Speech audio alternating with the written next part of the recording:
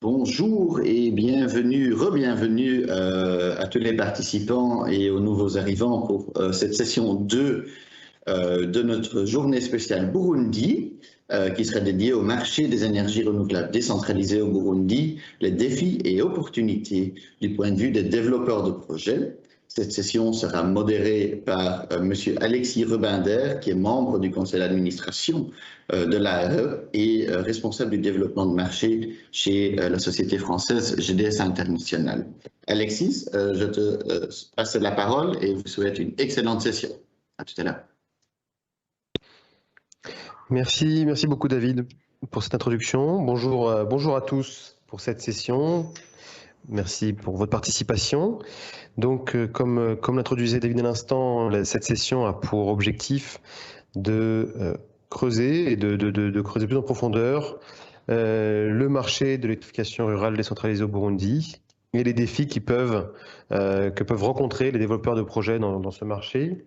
Rappelons qu'au Burundi, l'accès à une énergie propre et moderne est faible, avec un taux d'accès de moins de 10% pour la population et un accès à l'électricité de moins de 10% et la totalité de la cuisson des aliments qui repose sur des combustibles traditionnels.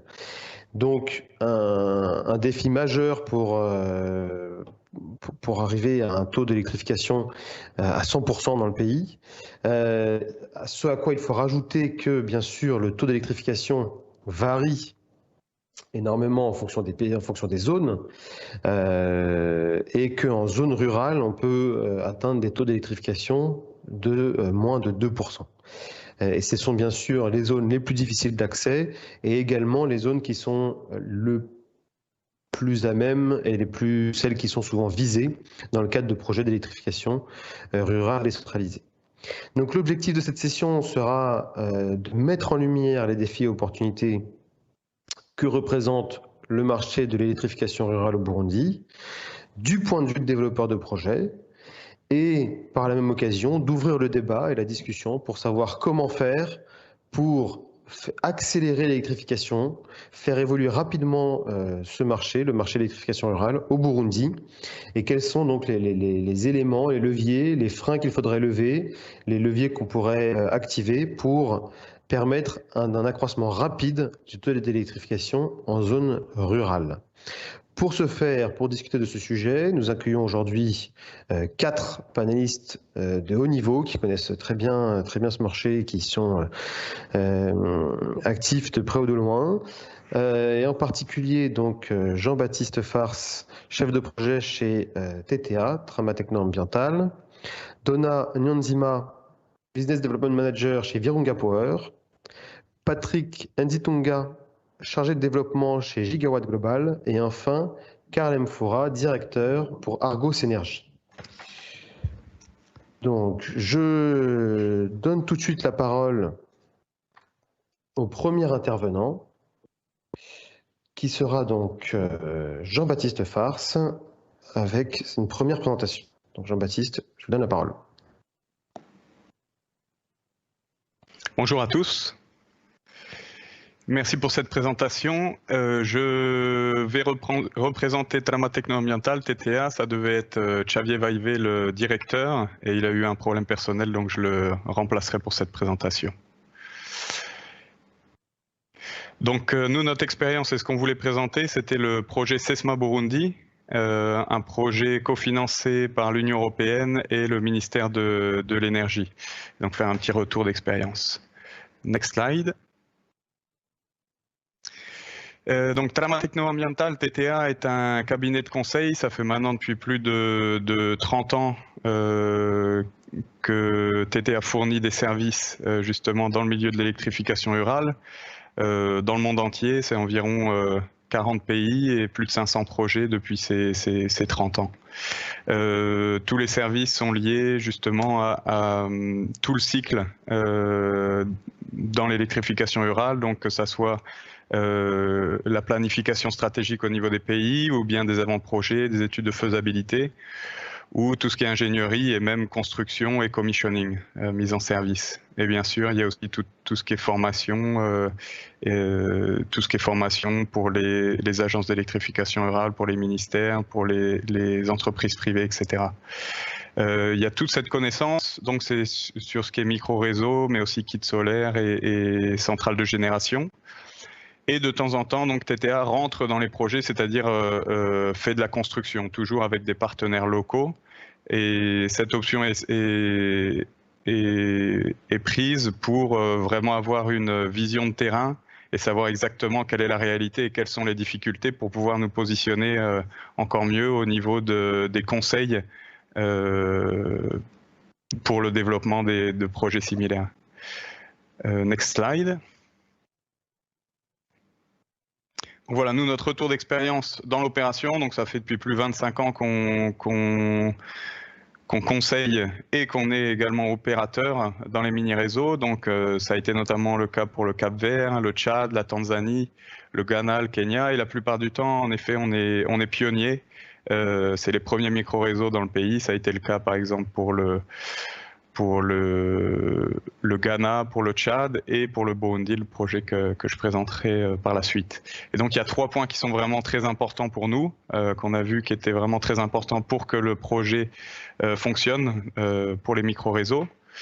Le premier point, c'est l'acceptabilité sociale. Donc c'est vraiment d'intégrer le maximum les personnes du village, les communautés, donc à travers des associations, des réunions, etc., que ce soit au niveau de l'étude de faisabilité, mais aussi au niveau de la construction et de l'opération, et d'avoir une structure claire de responsabilité pour l'opération.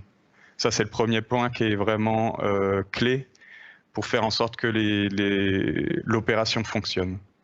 Le deuxième point, c'est concernant les résultats économiques. Donc, c'est là où c'est la partie la plus délicate dans les micro-réseaux, donc de faire en sorte que les communautés, les clients, les usagers payent de manière régulière. Et donc, c'est essayer de trouver un équilibre entre la capacité et la volonté de payer des utilisateurs et puis la durabilité de l'opération.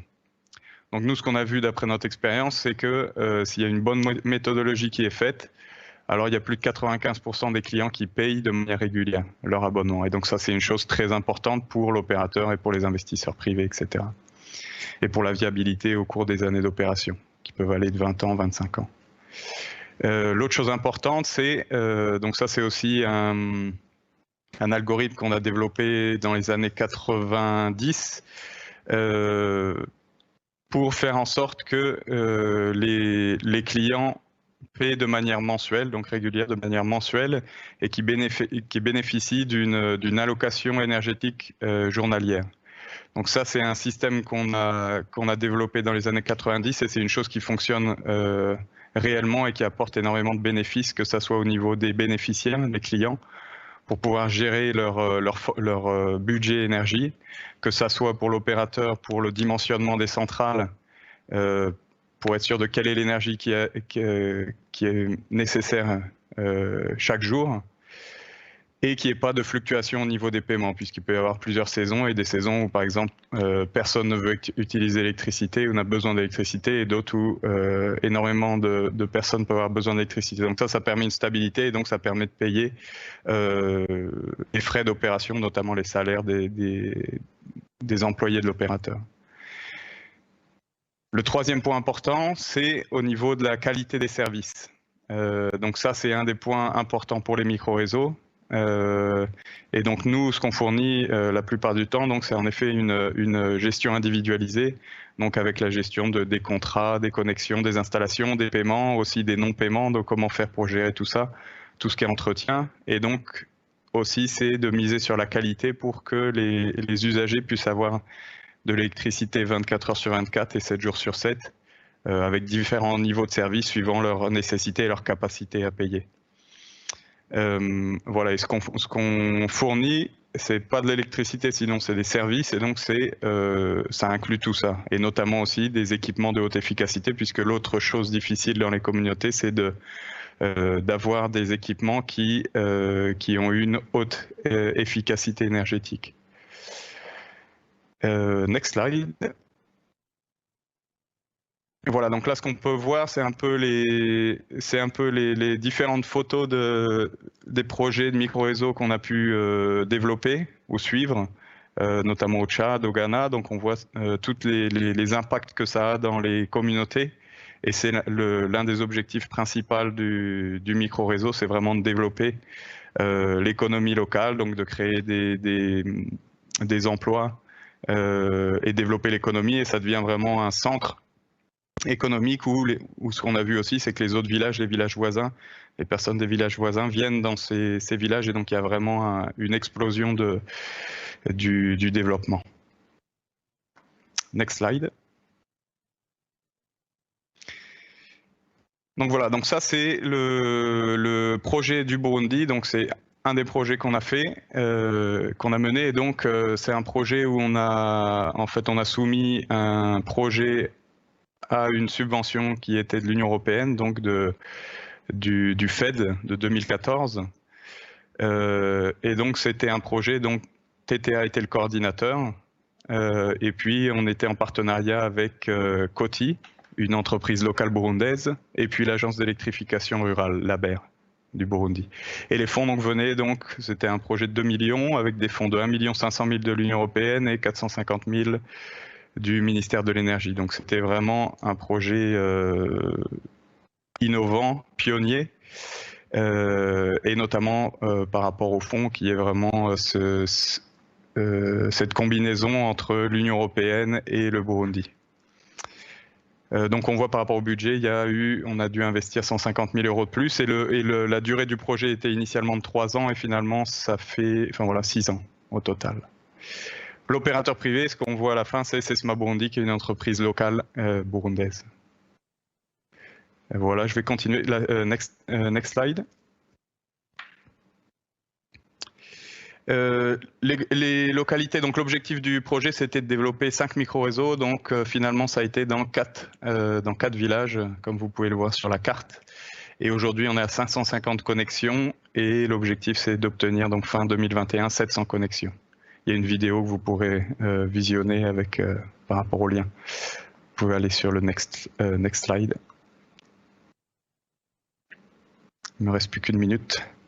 Au niveau technique, donc voilà un peu la technique qui a été utilisée. Donc c'est une solution compacte, ici containerisée, où au-dessus donc on a la structure avec les panneaux solaires, qui permet aussi de regroupement pour les communautés. Ensuite, la ligne de distribution qui va connecter donc les ménages, mais aussi les hôpitaux, les centres de santé, les centres religieux, les églises, les mosquées, les bureaux, etc. Et on a une installation individuelle pour chacune des connexions. Bien sûr, tout ça, c'est connecté, et on peut faire la configuration. Il y a du monitoring à distance, comme on voit sur la photo à droite. Vous pouvez aller sur le next slide. Voilà, donc par rapport à ça, donc les points positifs et négatifs par rapport à ce projet. Donc le gros point positif, c'est qu'on a pu aller au bout de ce projet. Donc ça a été vraiment difficile, mais aujourd'hui, on est fiers d'avoir pu installer ces projets qui fonctionnent, qui est en opération, et ça a ouvert en fait un sentier et sensibilisé notamment les acteurs au Burundi sur l'électrification rurale. Il y a un gros impact dans les communautés où les personnes sont vraiment satisfaites et demandent encore plus d'énergie et de services. Ce qui a été accepté, c'est les forfaits mensuels et l'allocation journalière. Et puis l'acceptation que ça soit une entreprise privée, SESMA Burundi, qui soit opérateur de ces 5 micro-réseaux, donc de production et de vente. Et puis donc c'est le fruit d'une excellente collaboration donc entre le chef de projet ici et le coordinateur local. Il y a eu ça a été vraiment clé pour la réussite du projet. Sur les points de vue négatifs, c'est aussi des choses qu'on retrouve dans d'autres pays quand on est pionnier. C'est le cadre juridique qui est lacunaire par rapport à l'électrification en réseau, notamment sur les micro-réseaux. Ce qui fait que voilà, ça fait plus de 6 ans qu'on discute pour trouver des accords justement on voit plus de 50 courriers, puisque voilà, il y a ces 60 entités et plus de 200 personnes, donc à chaque fois de réexpliquer les choses et de pouvoir trouver des accords. Donc ça, c'est des choses qui durent et qui sont vraiment difficiles. Il y a un maintien toujours de la référence du réseau national, et donc c'est très difficile de pouvoir expliquer que les services sont vraiment différents quand on fait du hors réseau par rapport au réseau national. Et ensuite, voilà, les processus d'autorisation sont vraiment complexes et c'est récurrent. Il y a plusieurs commissions, etc. Donc c'est quelque chose de difficile en tant que promoteur, en tant qu'investisseur privé, et aussi pour les bénéficiaires, du coup, pour obtenir des services qui sont des alternatives aux solutions qu'ils ont actuellement, qui sont les groupes électrogènes, les bougies, etc.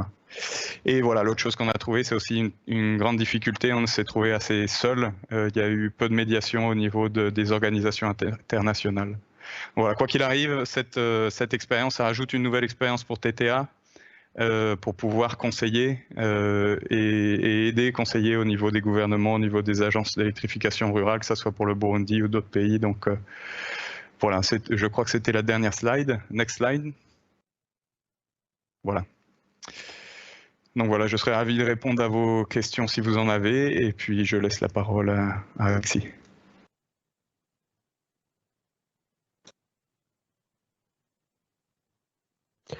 Merci beaucoup Jean-Baptiste pour cette présentation. C'est un projet très intéressant, projet passionnant. On a entendu beaucoup d'éléments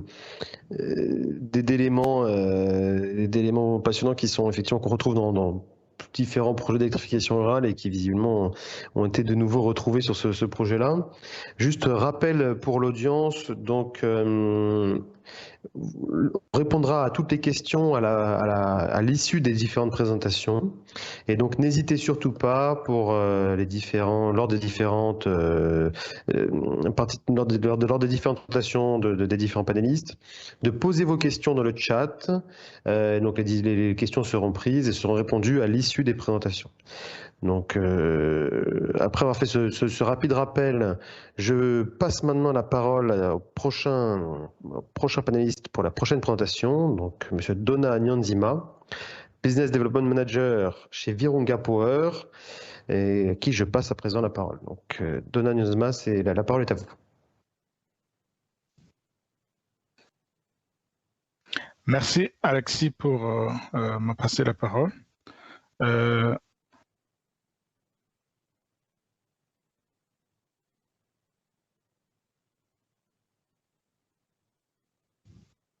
Est-ce que tu peux activer la présentation?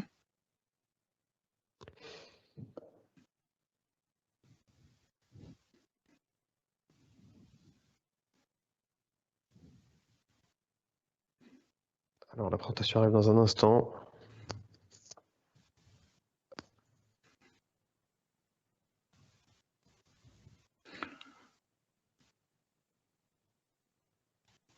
C'est bon.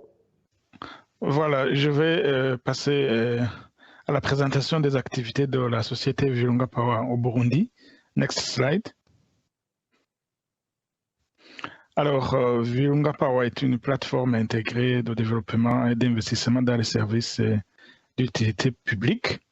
Nous avons un pipeline des projets spécifiquement hydro de plus de 100 MW. Et donc, ces projets sont destinés à une catégorie de clients diversifiés en fonction de chaque pays où nous intervenons au niveau de l'Afrique de l'Est pour l'Afrique australe. Donc pour le marché, je vais parler spécifiquement alors sur le marché burundais. Alors par rapport à la production, nous avons des projets à 100% énergie renouvelable qui sont centrés spécifiquement sur la production d'énergie hydroélectrique pour des centrales à fil d'eau comme source d'énergie de base à faible coût. Nous avons des projets allant de 20 MW classés dans la catégorie de la petite hydro. Et puis, nous faisons aussi l'hybridisation solaire sélective. Alors, dans le cadre des clients, le premier modèle d'intervention, ce sont des projets qu'on produit de l'énergie hydroélectrique et on se connecte au réseau national. Ce sont à travers des contrats d'achat d'électricité, des contrats d'achat d'énergie. Le deuxième aspect, c'est les aspects de connexion aux industriels et aux commerciaux là où c'est possible. Et la troisième catégorie, c'est les connexions directement aux clients et, suivant un modèle prépayé pour des petites entreprises. Alors, dans le cadre de la promotion de l'accès à l'énergie, nous apportons un investissement privé pour pouvoir faire des extensions du réseau de distribution. Nous faisons aussi l'approvisionnement rural du réseau national et la stabilisation du réseau là où c'est nécessaire.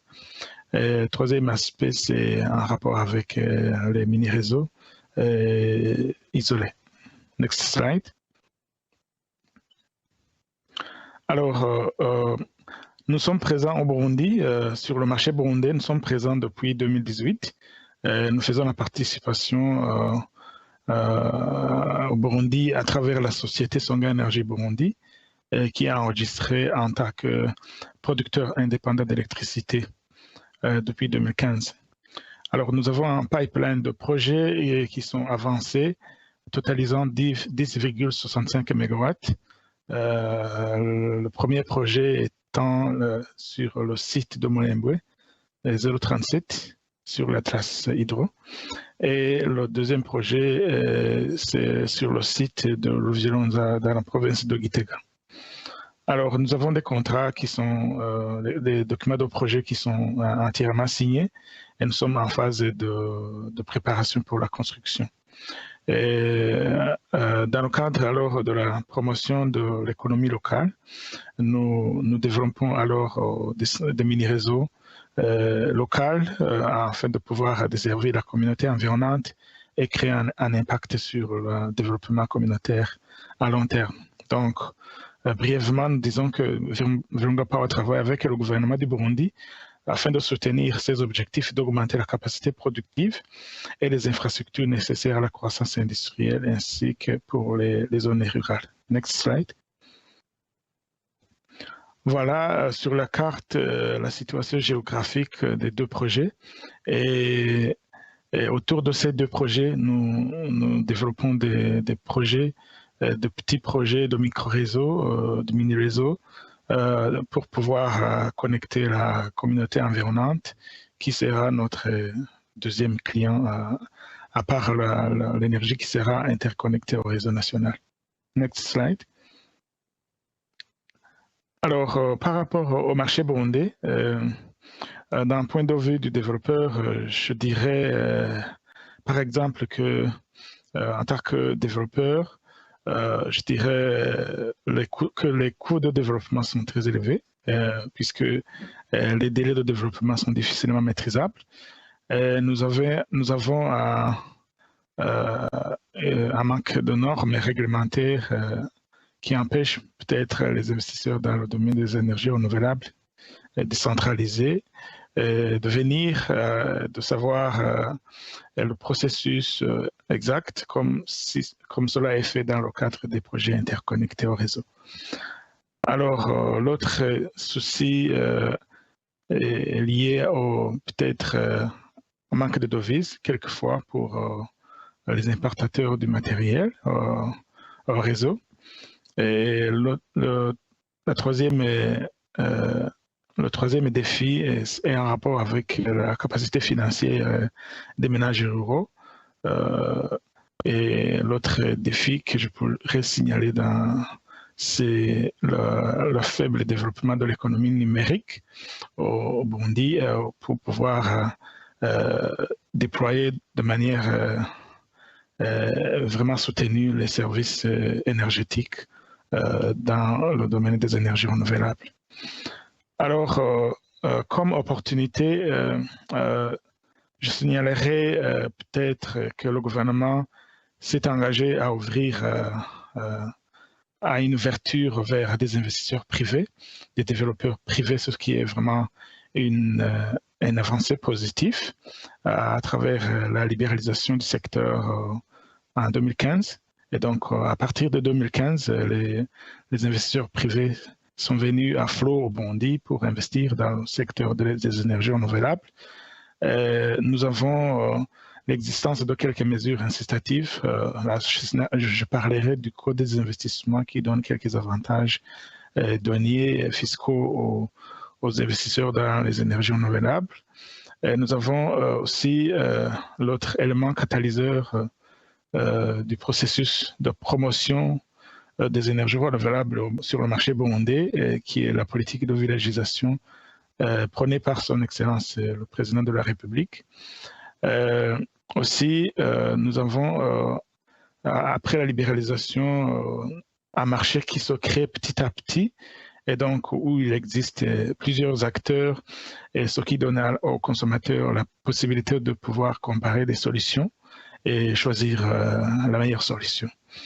Voilà, sur l'autre opportunité, c'est que pour pouvoir déployer les énergies renouvelables décentralisées au niveau international, nous constatons quand même que les innovations en matière de la capacité de stockage de l'énergie sont très avancées, ce qui va permettre au déploiement à grande échelle des énergies renouvelables et décentralisées. Next slide.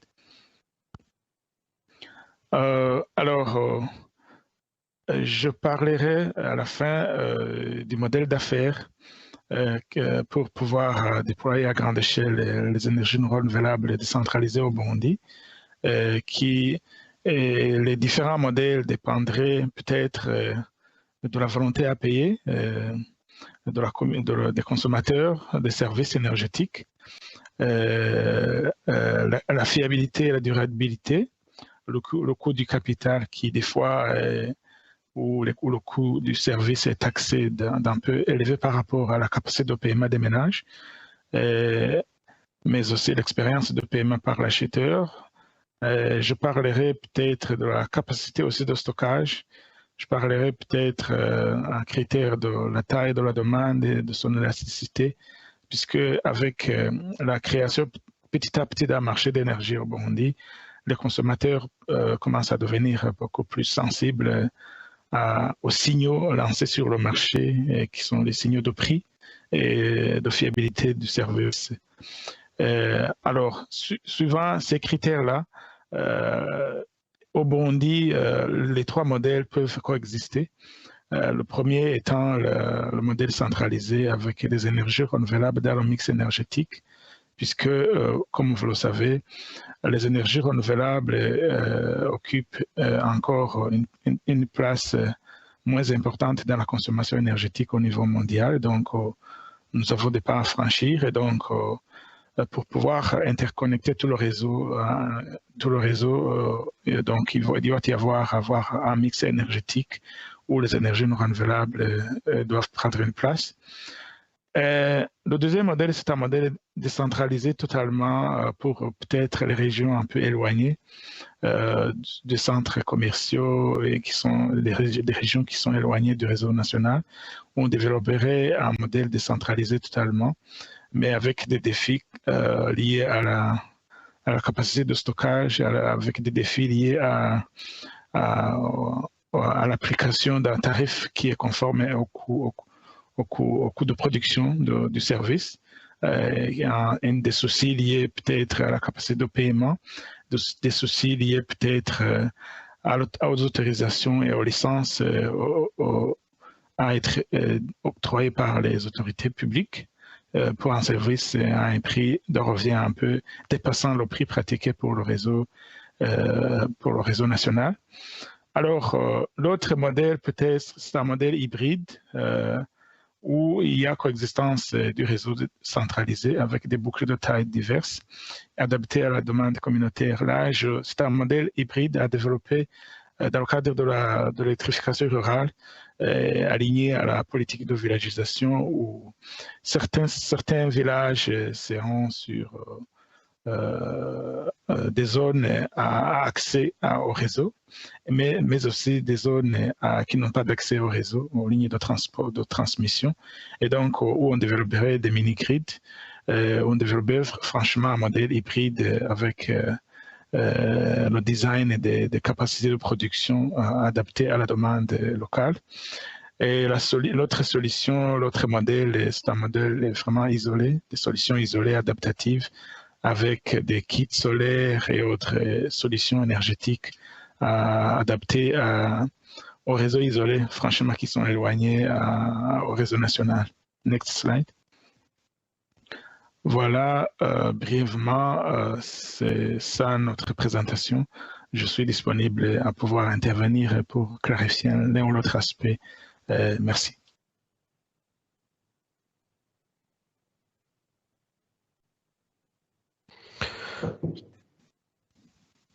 Merci beaucoup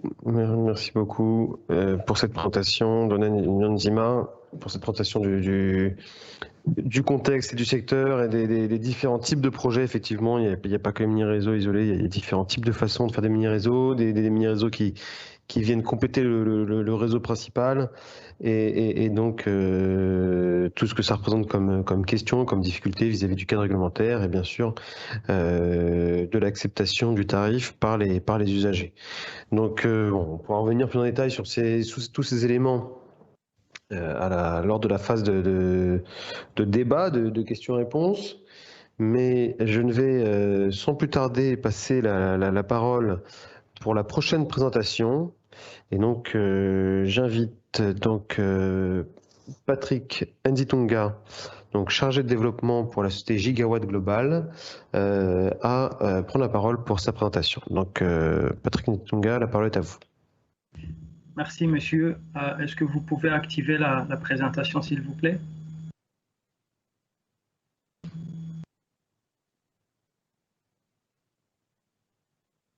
Il y a une erreur, la photo ne correspond pas à monsieur Patrick Nzitunga. Je suis là, je vous demande d'activer la présentation, s'il vous plaît. Est-ce que vous m'entendez? Oui, un instant, s'il vous plaît. Voilà.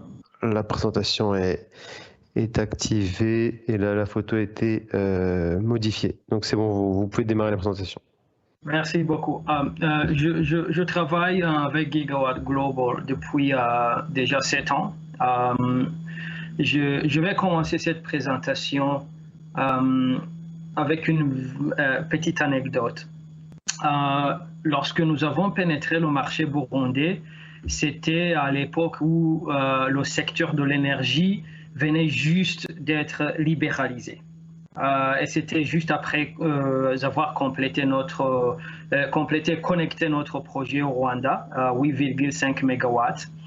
Et on s'est rendu au Burundi et on voudrait juste comprendre quelle est la compréhension locale de cette libéralisation et comment est-ce que cette opportunité d'opérer dans le secteur des énergies renouvelables se présente.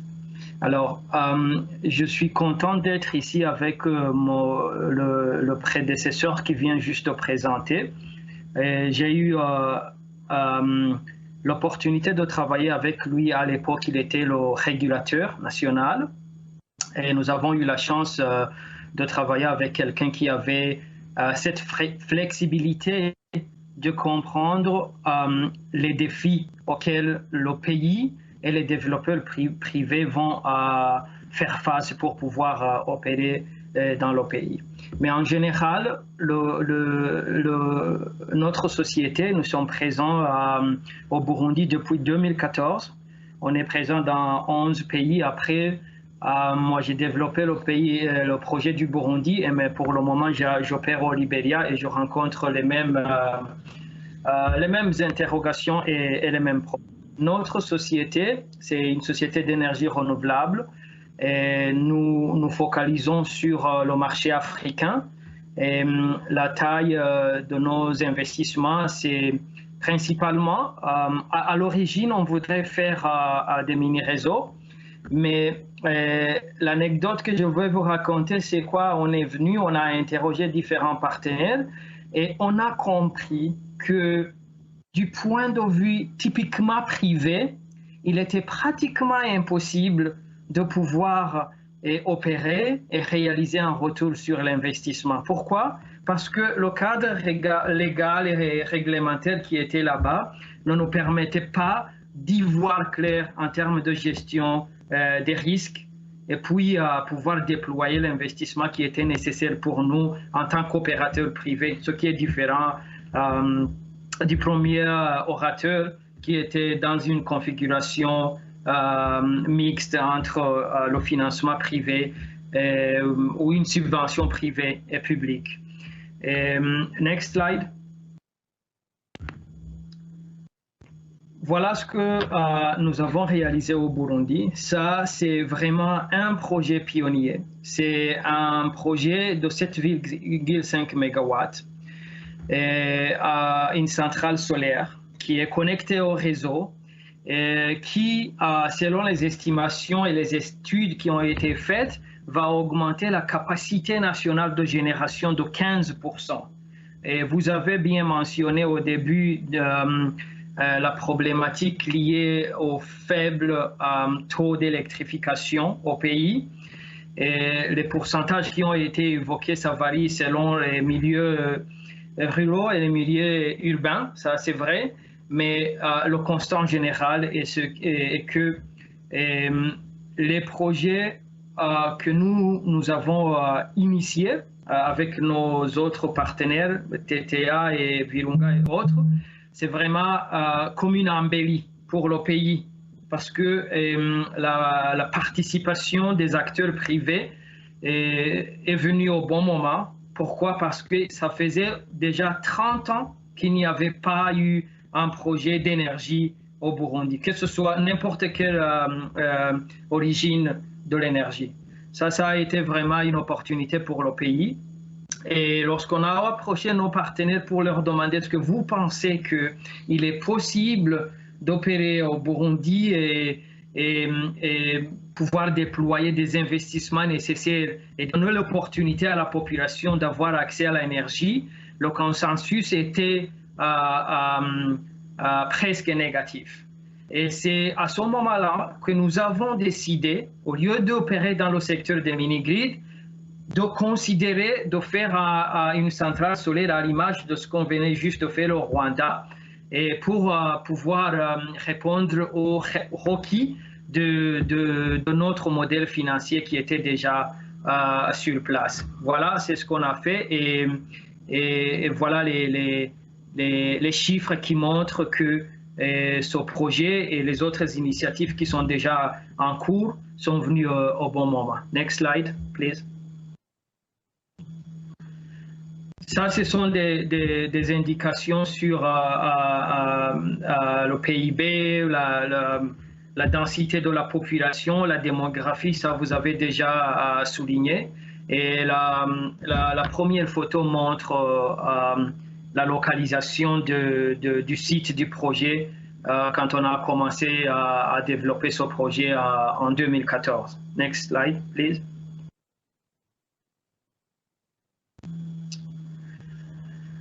Voilà, la problématique d'opérer au Burundi en particulier et dans les marchés africains, je me limiterai à la région, à la région est-africaine et dans un pays où je me trouve actuellement au Libéria parce qu'il y a des similarités. C'est une problématique de gestion des risques. Et c'est là où je veux en venir pour répondre ou adresser votre question par rapport aux défis. Et je vais les catégoriser en 3 points de vue. D'abord, il y a la problématique d'opérer en tant que développeur privé qui, à la fin, il faut pouvoir construire un modèle financier qui vous permet de réaliser un retour sur investissement. C'est ça la première question qu'on se pose. Et deuxième, il est du point de vue de la gestion des risques. Qu'est-ce que vous faites pour pouvoir mettre en place un modèle qui vous permettra de gérer les risques? Et les risques sont à plusieurs niveaux, vous le savez très bien. Il y a des risques politiques, il y a des risques liés à ce qu'on appelle la gestion des risques partiels, qui est connectée au développement et à la mise en œuvre du projet. Et il y a aussi les risques qui sont liés à la durabilité du projet. Et c'est ce qui nous a motivés traduire notre modèle mini-grid qui était à l'origine considéré pour pouvoir mettre en œuvre le modèle de connexion au réseau national, parce qu'il y avait des questionnements et des réponses qu'on n'avait pas pu trouver. Alors, nous avons eu la chance de travailler avec des gens juste au début qui comprenaient entre autres le régulateur, comme je le soulignais, et nous avons pu négocier les projets et atteindre la phase de la clôture financière en 2020, juste au moment où la pandémie du Covid venait de commencer. Et nous avons pu continuer les travaux de construction et avec des mesures qu'on a mises en place pour pouvoir gérer ces risques par rapport au protocole de la santé et de la sécurité. On a pu commencer et finir la construction en 2020. Et c'est ce qui nous a par ailleurs donné nous avons été primés par EIP pour avoir accompli ce projet qui est d'une importance capitale et nationale dans une situation sanitaire assez difficile. Next slide. Vous voyez les photos, c'est les photos de la centrale. Ce sont les difficultés auxquelles nous avons fait face et nous les avons relevées. La centrale est opérationnelle. Il y a des discussions avec le gouvernement sur les modalités de réaliser les opérations commerciales. Et nous pensons que pratiquement depuis le mois d'avril, nous avons connecté la centrale et l'énergie produite est bien délivrée au réseau national. Next slide.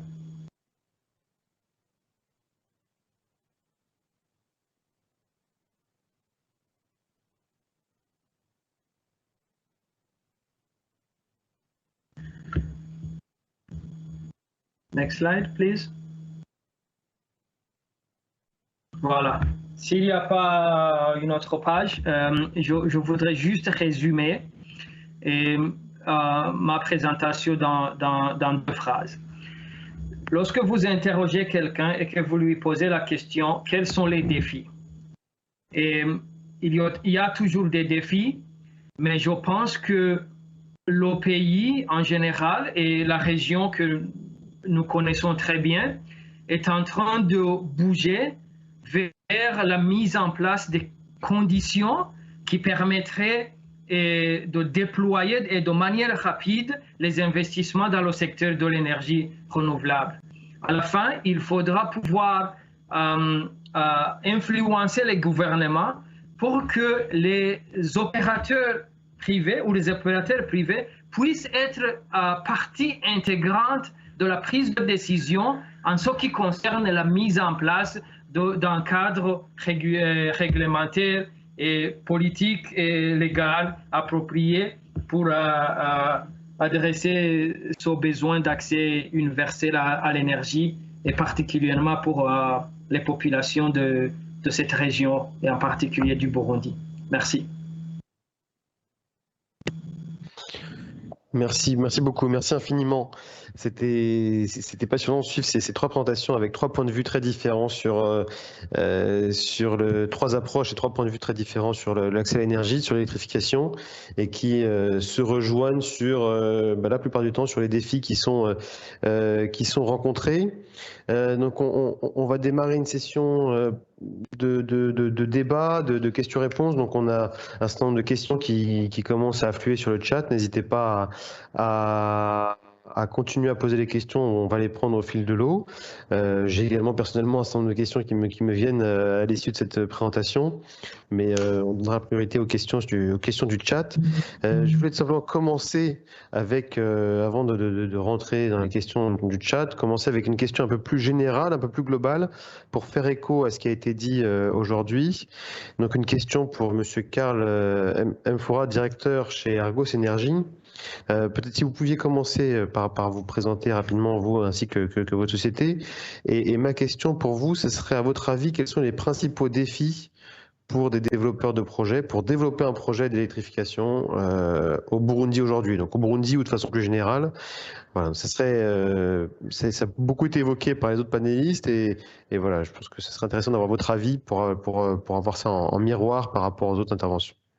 Donc Karl, à vous la parole. Bonjour à tous, est-ce que vous m'entendez? Oui, très bien. Alors, je suis Karl Mpoura, directeur chez Argos Energy, qui est une société burundaise qui fait de l'étude, fourniture, installation et services après-vente de systèmes solaires autonomes ou hybrides connectés au réseau. Nous commençons également à faire du micro-réseau et nous comptons déployer à partir de l'année prochaine des projets en pay-as-you-go pour l'électrification rurale. Comme ça a été évoqué par d'autres acteurs aujourd'hui, il y a une différence d'accès à l'énergie entre les centres urbains et les milieux ruraux qui est très importante. Cette importance est selon moi liée au pouvoir d'achat, qui est très différent selon qu'on se trouve dans les milieux urbains ou ruraux. Et le pay-as-you-go est une solution très intéressante pour arriver à réduire cette différence de pouvoir d'achat. En cela qu'on s'est rendu compte que ça permettait aux ménages à faible revenu de quand même être en mesure de s'offrir un système solaire. Environ 50 à 60% des ménages ruraux qui ont été interrogés lors d'une étude précédente qui a été réalisée avec la Banque mondiale a effectivement montré que plus de 60% des ménages ruraux étaient disposés, trouvaient même abordable un kit solaire selon le modèle pay-as-you-go. Maintenant, le défi que nous avons en tant que développeurs privés à déployer cette solution, c'est l'accès au financement, car une fois qu'on parle de pay-as-you-go, on n'est plus uniquement dans le domaine du solaire en son entendement le plus technique, c'est qu'on fait du crédit. Et donc à ce moment-là, la gestion des risques et du crédit, ce n'est plus, je vais le dire en anglais, le core business d'une société comme la mienne, Argos Energy. Et on a souvent besoin d'un intermédiaire entre nous et donc le client final, ce qui est fait par certains acteurs humanitaires sur financement de l'Union européenne ou de la Banque mondiale.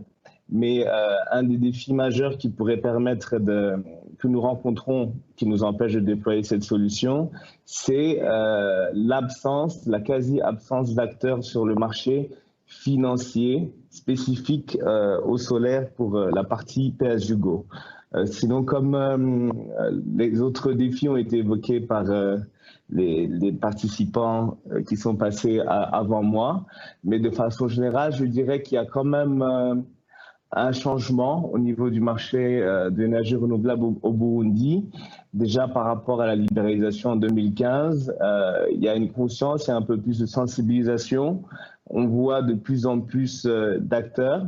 Donc je dirais qu'on a un marché qui est encore embryonnaire mais en croissance et qui peut présenter, si nous avons accès à des financements, à une stabilité, à certains problèmes structurels et conjoncturels qui puissent être réglés, je pense qu'on peut accéder à un marché beaucoup plus mature dans les 10 à 20 prochaines années.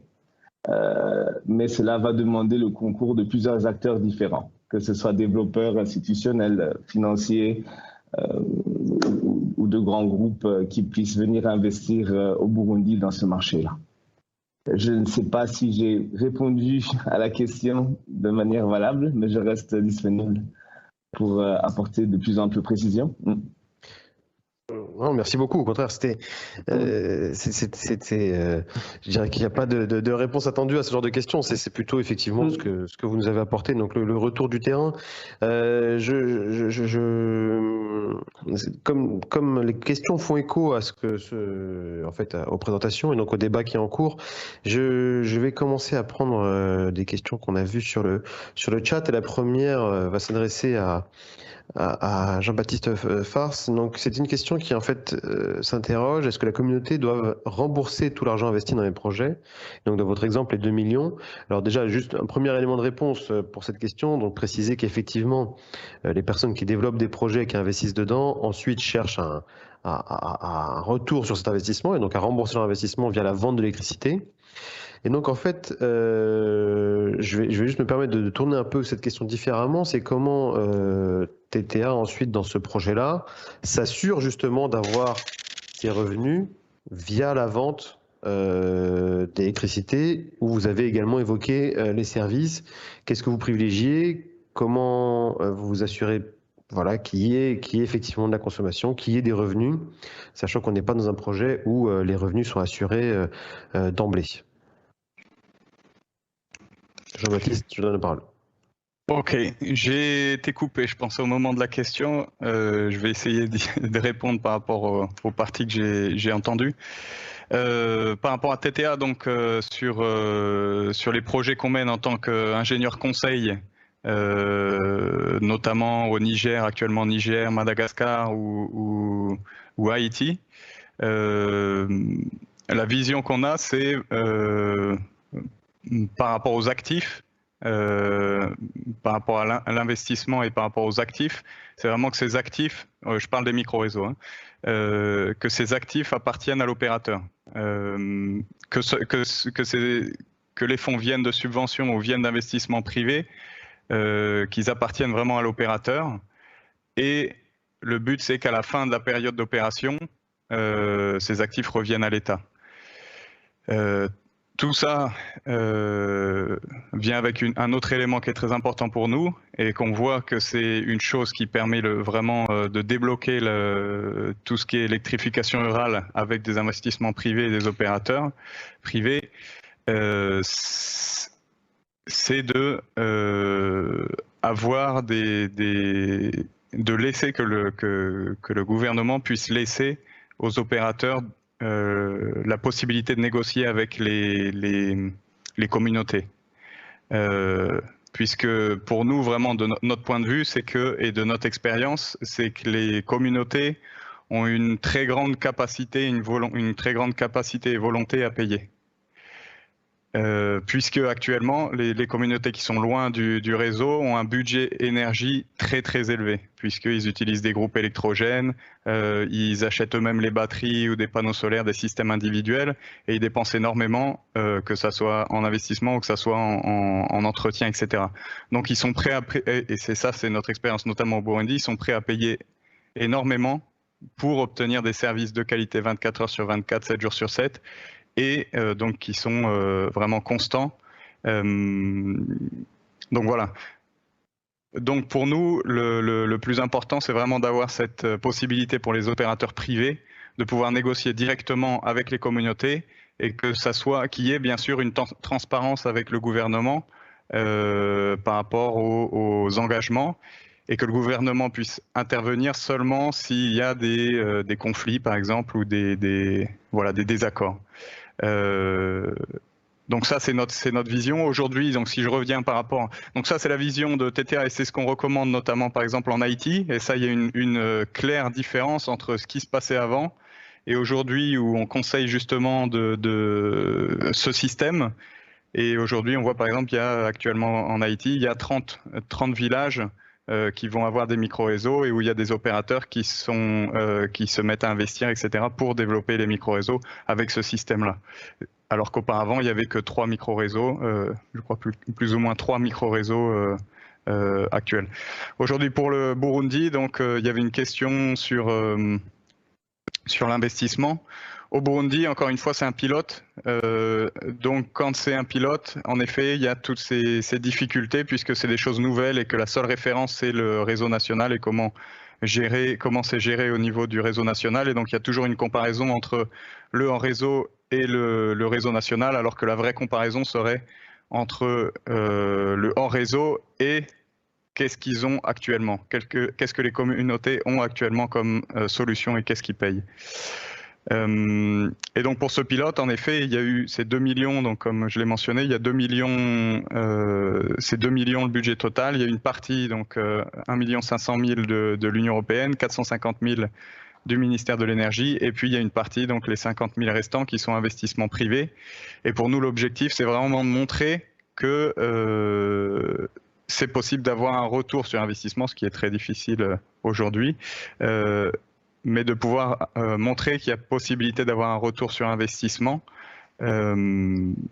pour pouvoir ensuite, donc voilà, comme j'ai dit, c'est qu'on est sur un sentier et que l'objectif, c'est que on puisse ouvrir cette possibilité de négociation entre les communautés et l'opérateur, et que ça, c'est aussi dynamique, puisque plus les années passent et plus les utilisateurs, il y a de la création d'emplois, il y a l'économie qui augmente, et donc les gens sont de plus en plus capables de payer plus, de monter en forfait, en énergie.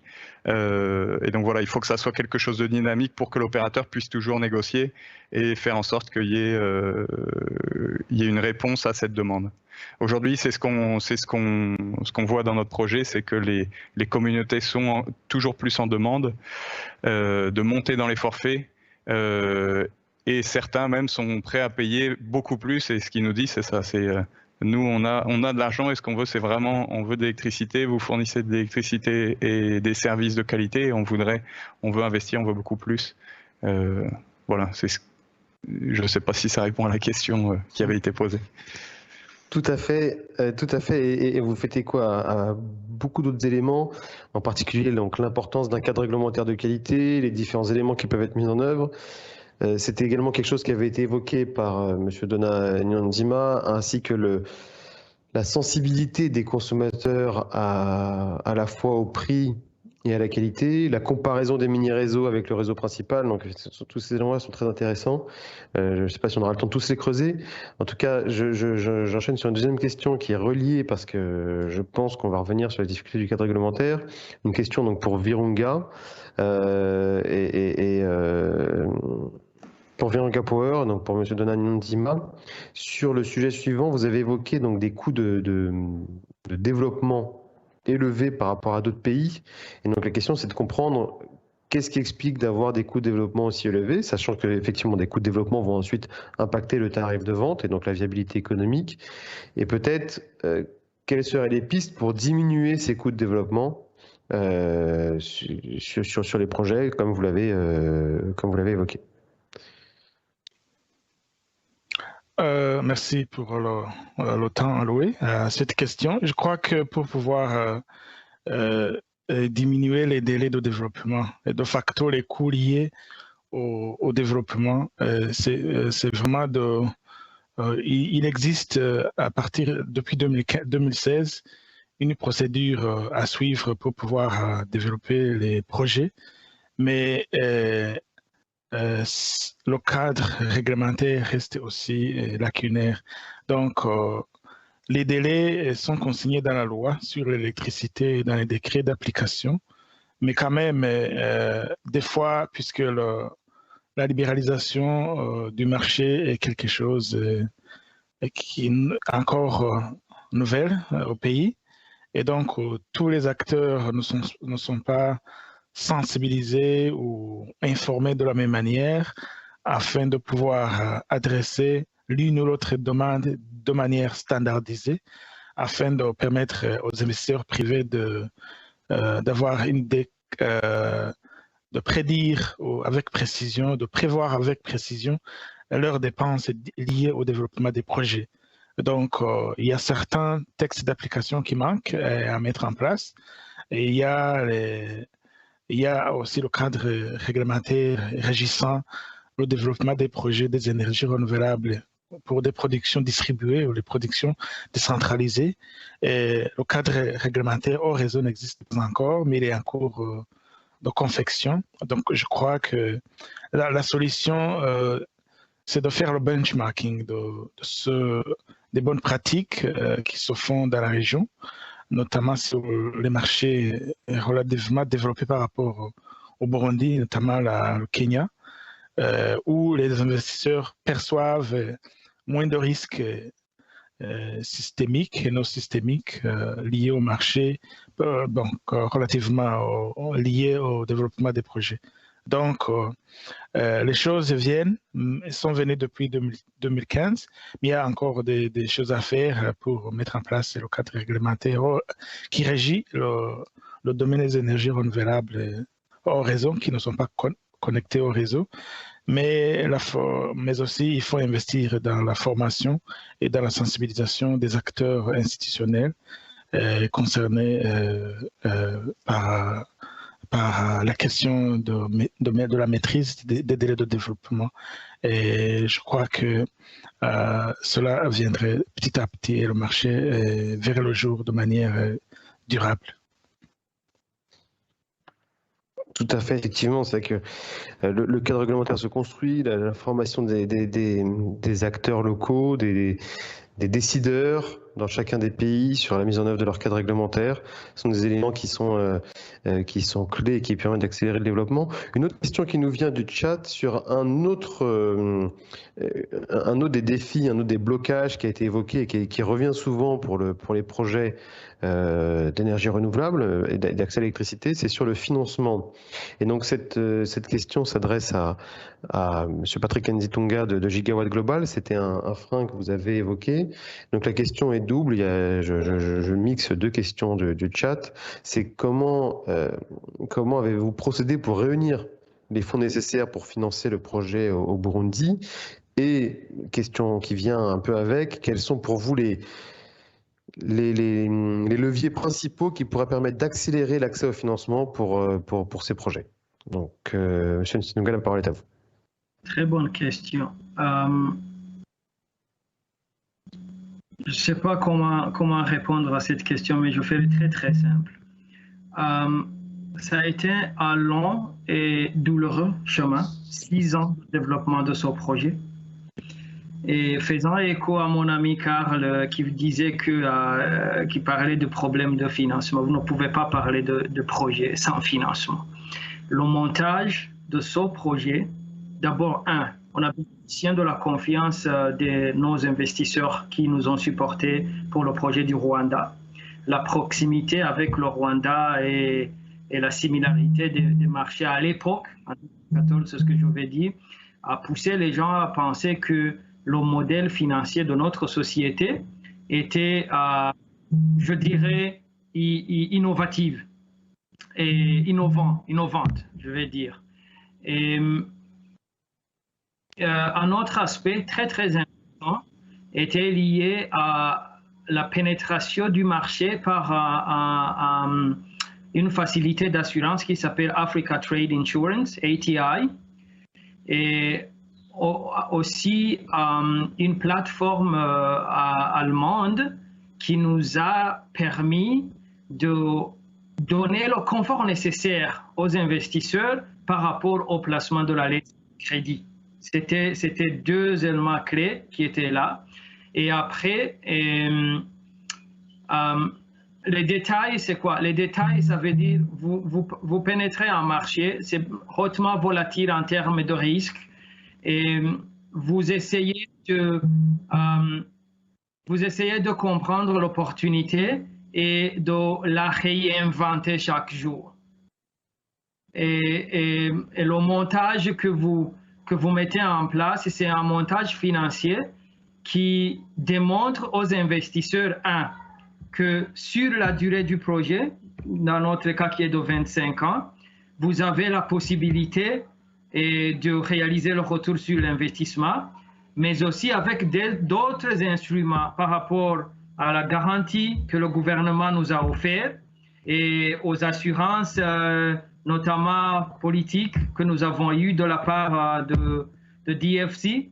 Il y avait des instruments qui, à la fin, ont pu adresser ou bien gérer les doutes que nos investisseurs avaient.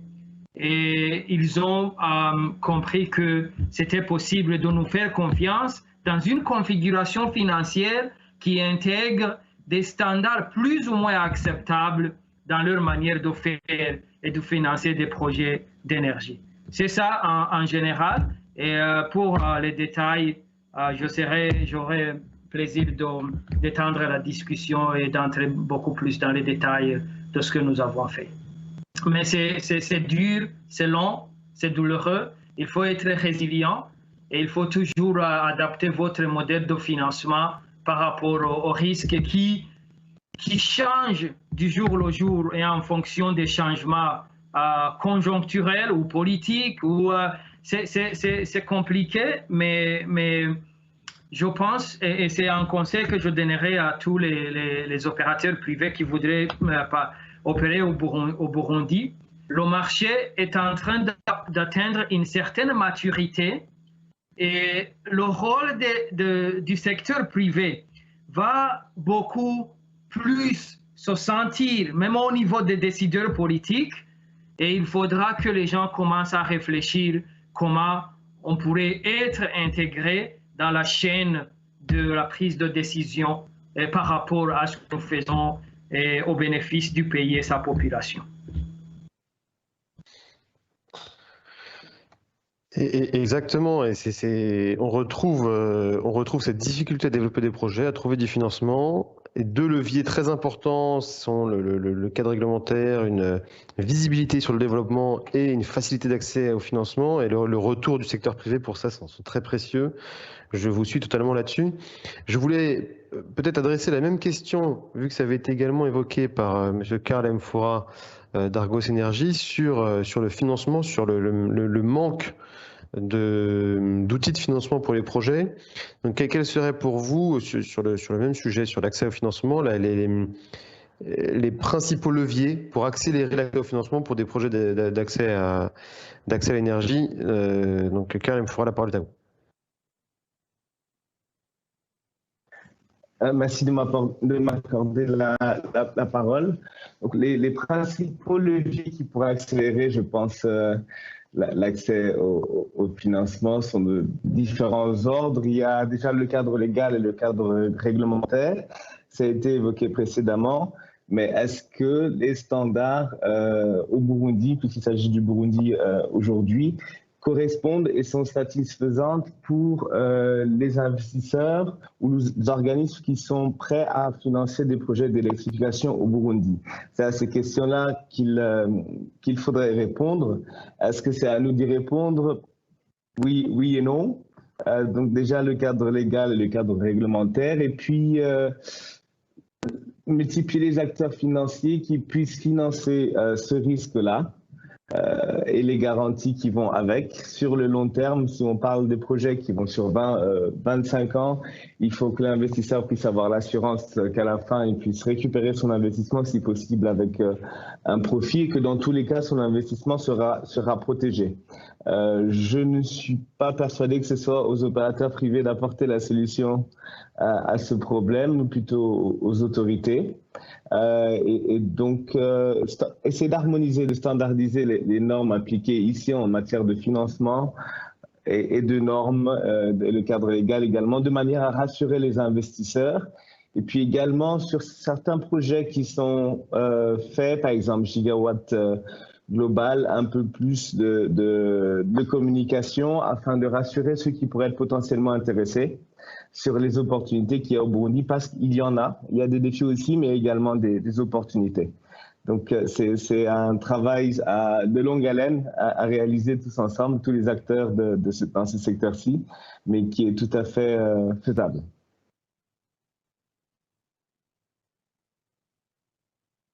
Tout à fait. Effectivement, on retrouve cette notion de collaboration entre le secteur privé et le secteur public. Et un élément que vous avez mentionné, effectivement, qui n'avait pas été mentionné, qu'on retrouve souvent quand on aborde le débat du développement de projets, c'est l'harmonisation des projets, l'harmonisation des cadres réglementaires vis-à-vis des différents projets.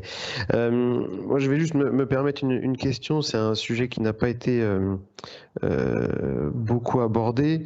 Donc, quand on parle donc de financement, on parle pour les mini-réseaux aussi souvent de subventions. Donc, tout ça est relié au coût du projet. C'était une question pour TTA, pour Jean-Baptiste Farce. C'est pour vos projets.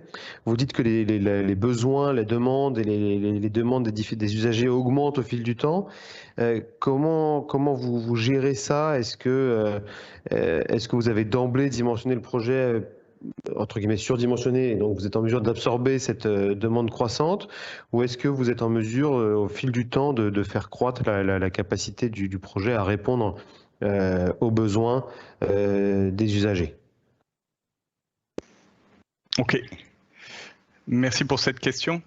Donc ce projet pour SESMA Burundi, ce qui avait été au niveau du contrat avec l'Union européenne, en effet, le but était vraiment d'avoir 5 micro-réseaux et d'avoir énormément des milliers de bénéficiaires, donc ce qui est le cas.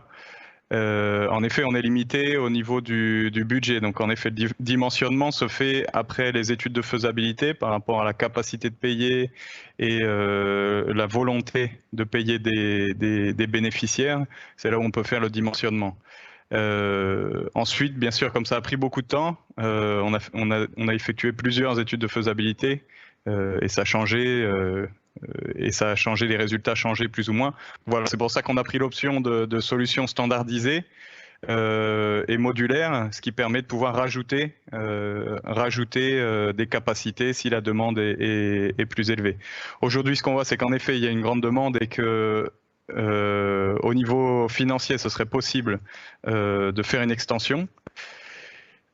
Le problème aujourd'hui, c'est que, voilà, comme je mentionnais, on a une commission. Actuellement, on est en train d'opérer justement avec une autorisation du ministère de l'Énergie. Et aujourd'hui, il y a une commission qui est en train de faire le due diligence. Et suivant ce qui sort de cette commission, c'est là on va pouvoir savoir si c'est viable de continuer et de faire des réplications ou non, puisque comme je disais par rapport aux défis, il y a toujours cette comparaison avec la grille tarifaire du réseau national, et donc voilà, c'est des choses nouvelles, et donc voilà, tout dépendra de la sortie du résultat de cette commission et de la sécurité par rapport à ce qu'on obtient comme accord. Et ensuite, en effet, quoi qu'il en soit, je pense que dans l'état actuel, comme nous voyons les choses, c'est qu'il y aura toujours besoin de subventions pour le moment, une partie de subventions pour des projets de micro-réseaux, encore une fois. Des projets de micro-réseaux qui visent en effet des populations, des villages, et donc également des ménages, etc. Donc vraiment pouvoir connecter tout le monde dans le village et non pas connecter des entreprises privées ou des personnes qui ont des demandes élevées en énergie. Oui, tout à fait. Encore une fois, effectivement, cette comparaison avec le réseau national qui est plus ou moins valable en fonction de ce qu'on se court en place. Vous avez bien fait de mentionner il faudrait plutôt comparer les mini-réseaux par rapport aux usages qu'ils viennent substituer. Sur le sujet de la subvention, c'est effectivement un besoin nécessaire pour les mini-réseaux. Vous aviez également mentionné, donc, Donna Nyonzima, lors de votre présentation, le fait que le cadre réglementaire prévoyait un certain nombre d'incitations, de mesures incitatives pour les projets. Et donc, une nouvelle question qui nous vient de l'audience, c'est est-ce qu'il y a une différenciation qui est faite en fonction des types de sites, des types de projets, c'est-à-dire les plus gros projets qui ont peut-être moins besoin d'incitation, les gros projets connectés au réseau, qui ont moins besoin d'aide directe ou indirecte, par rapport aux petits projets? Est-ce que, par exemple, pour les mini-réseaux, il est prévu des mesures incitatives plus fortes pour l'électrification rurale que pour les grandes centrales connectées au réseau? Donc bien sûr, si vous avez la réponse par rapport à cet élément-là, donc M. Donna Nyonzima.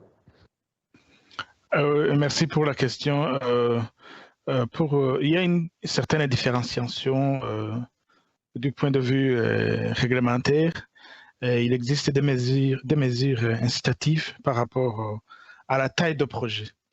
Par exemple, pour des projets ne dépassant pas 500 kW, donc 0,5 MW, donc la procédure à suivre pour développer ce genre de projet est simplifiée. Donc, il existe, de par la loi portant réorganisation du secteur de l'électricité, il existe une procédure dite de déclaration où le développeur ou l'initiateur de l'idée vient et fait sa déclaration et la loi prévoit un délai pour répondre à la déclaration. Donc, c'est une mesure relativement incitative qui permet de simplifier la procédure à suivre, qui n'est pas la même pour des projets qui dépassent 1 MW, où la procédure à suivre passe dans le cadre des partenaires publics-privés.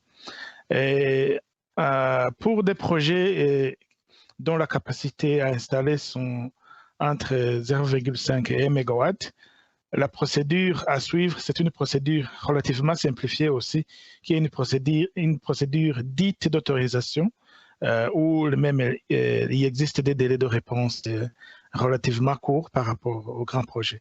Donc, le cadre légal prévoit certains éléments d'incitatif.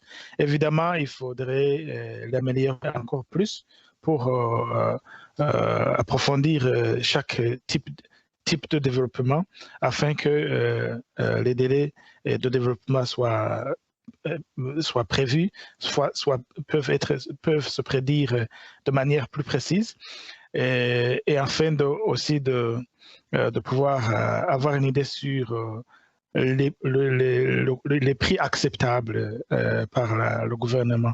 Donc, s'il existe peut-être des études de préfaisabilité pour les sites à fort potentiel, pour les mini-grids, par exemple, et qui permettent de dégager certains paramètres commerciaux, les paramètres financiers des sites, des petits sites éloignés, par exemple. Donc, ça permettrait aux développeurs d'investir moins de fonds dans le développement. Donc, la loi existe et les mesures incitatives existent, donc, mais il y a certaines améliorations à faire afin de pouvoir aussi répondre aux soucis soulevés par mon prédécesseur relatifs à l'acceptabilité du tarif est plus élevé par rapport au tarif appliqué dans le réseau interconnecté, où ce tarif est taxé de plus élevé car correspondant au coût de revient, au coût de production du service, mais qui doit être un tarif subventionné pour être acceptable par la réglementation. Donc, mais il y a un travail à faire, mais quand même, la base existe, et donc il faut que tous les acteurs s'attellent ensemble pour travailler avec le gouvernement, comme l'a recommandé Patrick dans sa présentation. Merci. Merci beaucoup. Donc, ça sera la dernière question. Nous arrivons malheureusement au bout de cette session de débat. Donc, peut-être un petit mot de clôture pour suite à toutes ces interventions, pour dire qu'on sent au Burundi une opportunité, beaucoup d'opportunités pour des projets d'électrification rurale, des freins ou des barrières qui sont bien identifiées, avec un travail qui est réalisé pour les lever, à la fois du côté du secteur privé, du secteur public. Donc voilà, merci beaucoup pour vos différentes interventions et pour toute l'énergie, les opportunités qu'elle dégage. Voilà, je vais donc à présent passer la main et passer la parole à David pour clôturer cette super session, et j'en profite pour vous remercier chacun pour votre participation, et remercier l'audience pour votre écoute et pour vos très intéressantes questions. Donc David Lecoq, je vous passe la parole.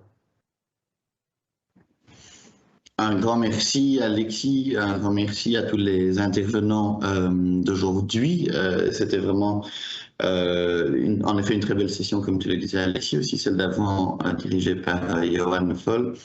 Donc, en guise de brève remarque de clôture, donc, cher ministre représentant du gouvernement du secteur privé et de la société civile, bon, mesdames et messieurs, nous étions vraiment très heureux de vous avoir avec nous pour ce forum. C'est la première fois que l'ARE est partenaire de l'EACRE pour l'organisation du CFEA, et aussi la première fois que nous organisons une journée spéciale sur le marché du Burundi, ce qui, à mon avis, était tant la vue régionale que la vue sur le marché national du Burundi, une très très bonne chose, tant pour nos participants, opérateurs, acteurs du secteur privé, mais aussi pour se rapprocher, je dirais, entre ce secteur public, le secteur privé, et j'ajouterai encore les financiers, qui sont tous évidemment nécessaires et ont leur rôle à jouer dans le cadre de l'électrification ce marché. Comme nous le voyons, le secteur des ERD en Afrique de l'Est ne cesse d'innover, de grandir, et même devenu un modèle que d'autres régions copient. Et ce forum là-dedans a permis de faire avancer la réflexion sur l'importance des investissements dans le secteur et de comprendre aussi à quel point il est générateur d'emplois et d'emplois directs tant qu'indirects, y compris chez les femmes et chez les jeunes. Il a également permis de comprendre que le RD est crucial pour tous ces secteurs d'activité en milieu rural. Qu'est-ce qu'on fait sans électricité pour le développement économique local? C'est quand même nécessaire. Mais pas que le côté économique, c'est aussi pour dans les foyers, grâce aux appareils de cuisson électrique, qui sont économiques, non polluants et surtout beaucoup mieux pour la santé. Et tout cela affecte positivement la vie de millions et de millions de concitoyens.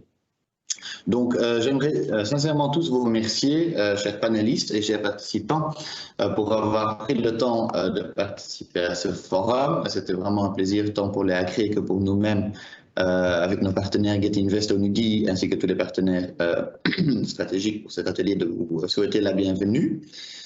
J'ai, pour ceux qui font les réunions B2B, encore 2-3 petits slides très rapides à vous présenter. We may load the PowerPoint, please. Pour ceux qui n'ont pas de réunion, voilà, on y est déjà. Super. Donc, pour la suite des événements, on a tout d'abord l'évaluation. Comme je le disais ce matin, on apprécie vraiment tout commentaire, qu'il soit positif ou négatif mais constructif, que vous pouvez nous partager pour continuer d'améliorer ce type de format et aussi le jour quand on pourra enfin aller physiquement à Bujumbura. Toutes les présentations, les enregistrements seront disponibles sur la plateforme de l'événement après l'atelier. Et pour le réseautage, contactez, il y a bientôt 1200 entre-temps inscrits pour cet atelier. Donc, ça fait quand même un paquet de monde avec qui vous pouvez développer vos projets. Donc, vous pouvez utiliser cette plateforme B2B, évidemment, aujourd'hui, mais aussi jusqu'à la fin du mois pour votre développement. Prochain slide, s'il vous plaît. Next slide. Donc, les instructions pour ce B2B, pour ce matchmaking, comme vous voyez en haut à droite de l'écran, il y a le bouton Meeting et vous pouvez ça demander des meetings ou d'autres peuvent le vous demander. Next slide. Oui, évidemment, il faut choisir l'heure, la date et la durée du rendez-vous, ça me semble logique. Et vous pouvez surtout chercher les partenaires qui vous conviennent ou qui vous semblent intéressants dans la liste des participants. Donc, vous sélectionnez n'importe quel participant, vous cliquez proposer une réunion et c'est tout. Next slide. Le zoom est très fort, donc je ne sais pas voir l'ensemble de la chose, mais donc ici c'est la même chose, send request, ou envoyer la demande de réunion et cliquer sur OK pour l'accepter. Next slide. Et évidemment, c'est toujours chouette si on a la confirmation ou la déclinaison de votre interlocuteur. Vous voyez toutes les réunions confirmées qui sont comprises dans votre agenda de l'atelier. Next slide. Bon, ça, on l'a déjà fait ce matin. Hein. On répond évidemment et à temps ponctuel, ça c'est basique, tout le monde le connaît. Donc, je pense que je vais m'arrêter là. Next slide, c'est le dernier.